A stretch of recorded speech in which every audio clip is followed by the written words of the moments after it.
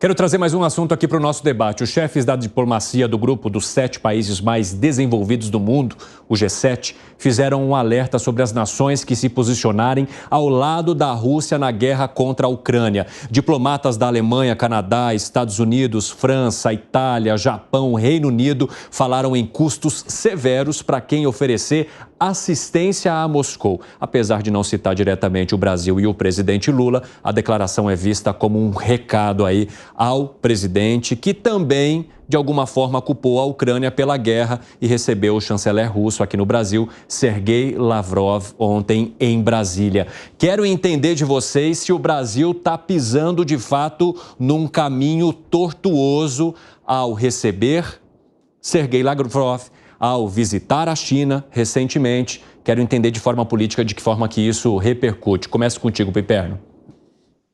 Em relação a isso que você citou, não. O Brasil é um país independente e tem que se relacionar com altivez e respeito. Eu não gostei das declarações do presidente Lula igualando Rússia e Ucrânia como corresponsáveis por esse conflito. Um conflito, uma guerra que tem claramente um país invasor e um país invadido. Podemos discutir ad eternum todas as razões históricas que alimentam esse conflito, mas o fato é que existe claramente um invasor e um invadido.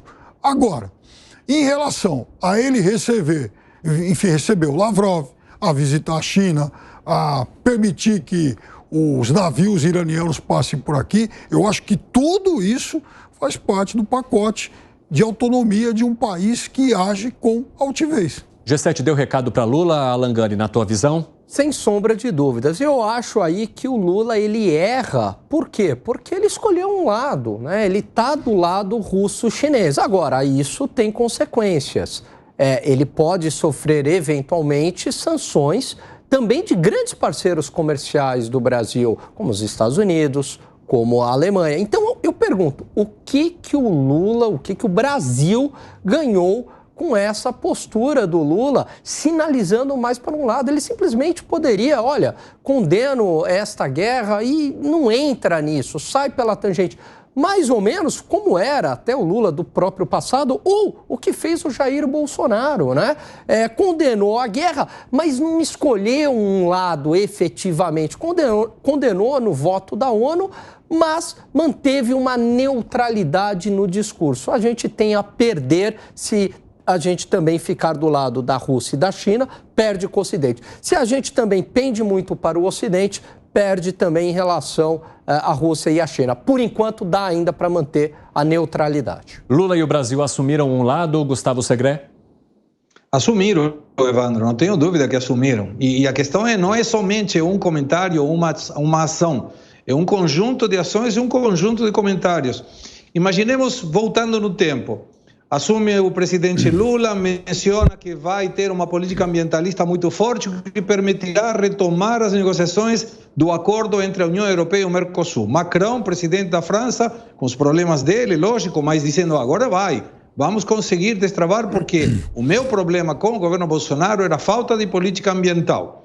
Independente dos dados que mostraram um fevereiro muito crítico, eu vou apoiar o governo do Lula nesse caso. Vou dizer, foi uma questão isolada e nós poderemos mostrar para o mundo que temos uma política ambiental boa. Aí quando todo mundo está começando a pensar que esse acordo, que é muito importante para o Brasil e para o Mercosul, vai finalmente sair depois de mais de 20 anos de negociação, o Lula toma um caminho complexo na geopolítica, porque ele recebeu, como bem indicou Piperno, os navios iranianos no porto de Rio de Janeiro.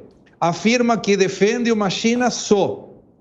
Menciona a necessidade de uma moeda isolando, de alguma forma, a utilização do SWIFT americano. Depois de ter visitado Biden, dizendo que tinha que ir através de uma nova ordem mundial. E agora essa recepção do Sergei Lavrov, Evandro, não é somente pela visita, é aonde ele ia depois. O Sergei, o chanceler que há 20 anos está no poder na Rússia. Ele ia para a Venezuela, para a Nicarágua e para Cuba. E aí tem uma frase muito famosa que toda mãe deve ter dito alguma vez ao filho. Você me diga com quem você anda e eu te direi quem você é. E essa questão é que preocupa, e não é somente os Estados Unidos. O próprio porta-voz das relações internacionais da União Europeia, Stano,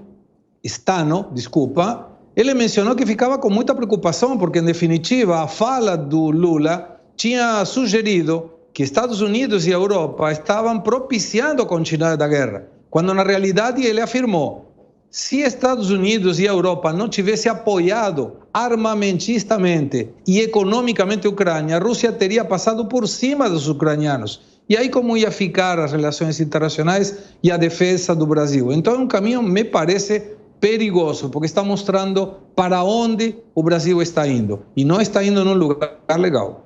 Piperno, o Gustavo Segré nos propôs uma linha de pensamento agora. Quero saber de você se há lacunas nessa linha que ele colocou aqui ao vivo. Bom, eu sou um entusiasta desde sempre da questão do tratado com a União Europeia. Então, eu lamento muito que esse negócio se arraste há 20 anos e nenhum desses governos, desse período todo, dessas 2 décadas, conseguiu, de fato, fechar. Existe mais uma oportunidade. Eu também vejo agora, talvez essa oportunidade se tornando ainda melhor. Porque, assim, o poder de barganha do Brasil, ele está na mesa, ele está muito claro. O que o Brasil também está dizendo é o seguinte: olha, nós temos um aceno do lado de lá. O que o lado de cá vai nos oferecer? Porque até agora, as ofertas ao Brasil, elas foram, digamos, bastante modestas. É claro que há todo um apoio ao governo atual na questão ambiental e na questão, né, da normalidade democrática em função do que aconteceu no 8 de janeiro. Ok, mas a vida continua e o país precisa de mais do que isso. Outra coisa, o Lula estará na reunião do G7 daqui a um mês, lá no Japão. Ele vai encontrar todos esses líderes aí, inclusive o Biden. Vamos ver também o que vai sair disso e o que essa queda de braço, em que essa queda de braço vai acabar resultando. Se vai ser, de fato, um Brasil condenado por esse grupo de países importantes ou se vai ser um Brasil que vai conseguir levar adiante alguns desses acordos pretendidos com o mundo ocidental. O que você gostaria de contestar para a gente amarrar, Gani? Olha, eu acho que não tem todo esse poder de barganha, não. Até porque é uma aposta muito arriscada. A própria sinalização do G7, que tem a Alemanha, que é o motor da União Europeia, mostrou que o Brasil pode sofrer aí sanções. Então, como é que eu vejo? Eu vejo que isso pode atrapalhar o acordo com a União Europeia. E só para complementar algo que eu falei em relação à minha fala anterior, o Lula, ele sempre mostrou uma simpatia, uma aproximação com o governo russo, chinês, Cuba, Venezuela, com esses governos que não são nada democráticos.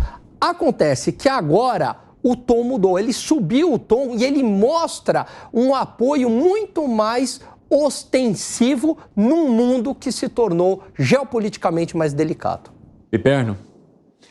O Lula, quando nem era candidato ainda, né, em novembro de 2021, o Lula fez um giro pela Europa. Ele foi recebido pelo Macron, pelo Olaf Scholz, pelo o líder da Espanha.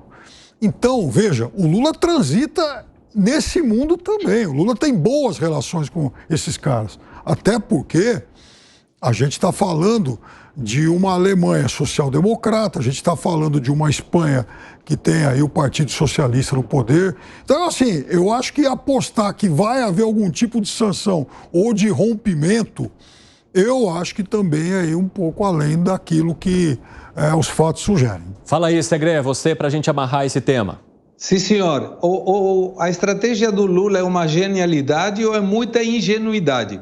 Porque ir no G7 para apanhar, do ponto de vista discursivo, a grande dúvida é que todos os líderes do G7 vão querer saber para onde efetivamente o Brasil está indo. Porque hoje é confuso. Imagine Macron dizendo, não, nós queremos defender de novo a democracia. E um assessor do Macron fala, não, peraí, você viu os amigos que tem o Brasil? Porque são todas ditaduras. Qual é a democracia? Qual é o exemplo de democracia quando todos os teus amigos e todos os teus colegas ideologicamente falando, são todas ditaduras. Rússia, China, Cuba, Venezuela, Nicarágua. Não, peraí. A gente estava apoiando a democracia do Lula, não os amigos ditadores. Então, é uma situação confusa e me parece de alto risco para o Brasil poder entrar numa situação em que poderá ser muito difícil depois sair.